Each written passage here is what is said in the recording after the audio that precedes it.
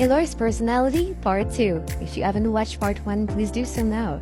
Because today we are going into details a little more. I'm sorry about the snowblower outside. It's making a lot of noise, I know. Well, let's start with dinosaurs. Aloy do love dinosaurs, but the tiniest ones, like the ones who doesn't eat you. Because, quite frankly, she has a lot of machines that look like dinosaurs, and she thinks in Flesh and Bones they look way more terrifying, and it just reminds her of a trauma. But she loves Pangaea Island, just doesn't like to watch Jurassic Park. We've been on a Jurassic World Even Tower, and she really loved it. Aloy is so proud, yet so humble. Sometimes she gives the vibes like she's judging people, but she's just analyzing them, trying to understand and get more information.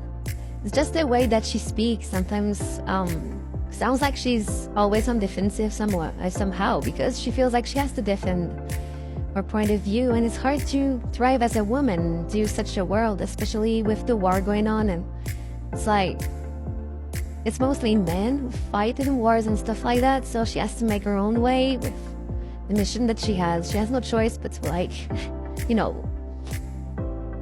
claw her way through, just like a claw strider. She's so caring, so caring, because she never had this except with Rust.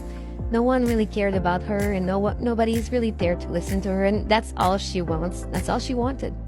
So she gives that to people, because she never had it herself, which I think is very honorable. Look at this little face. Oh my god, she's like just listening to this stranger, and she's so full of love and care. She's adorable. There's a little secret that is not canon. Aloy loves her collection of weapons. She has so many weapons in the base, especially in her room, and she does love her guns, and the more the ammunition explodes, the better. You know, she loves explosives. She just does. Which is something we have in common, trust me. Look at this badass con. Oh my god! Is it just me, or the guns and the weapons in that game? The names are so awesome. Final Chapter, Iris Downfall, Tears of the Land God. Okay. Okay, some things are personal, but like I said in my last video, she has a very sexual allergy, without being necessarily sexual with anyone. Well, except a partner, obviously.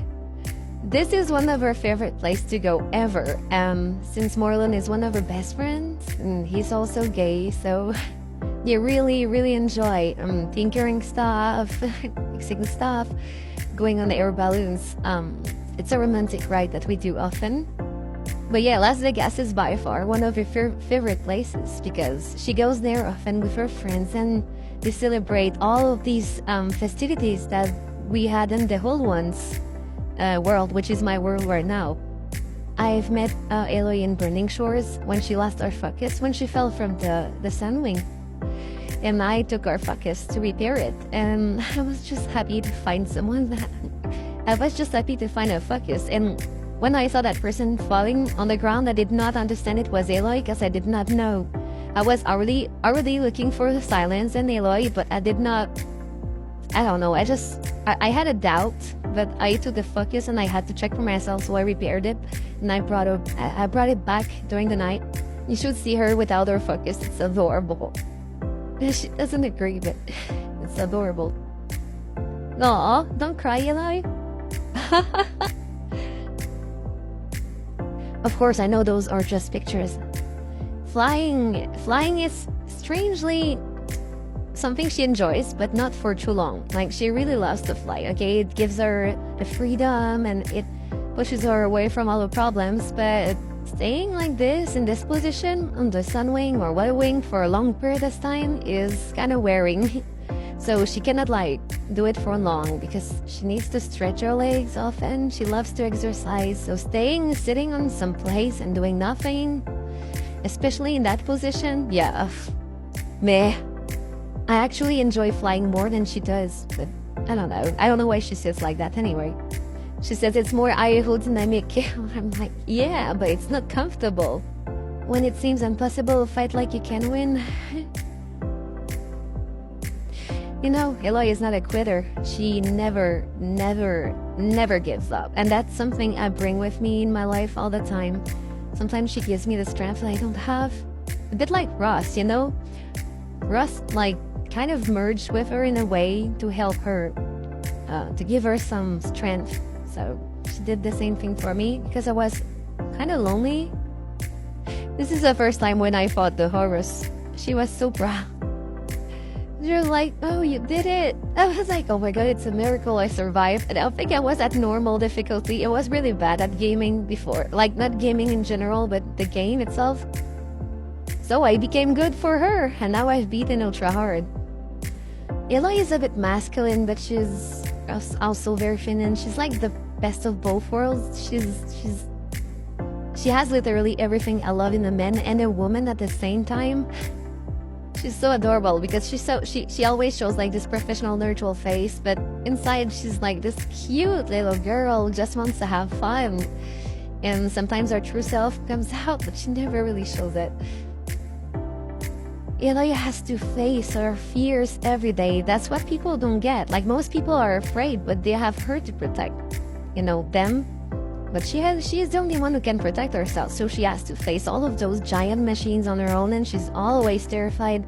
She could die at any time. She never knows when she's gonna die, so she lives the day like it was her last. She's always scared, but she's also very brave, and she never gives a real warrior there.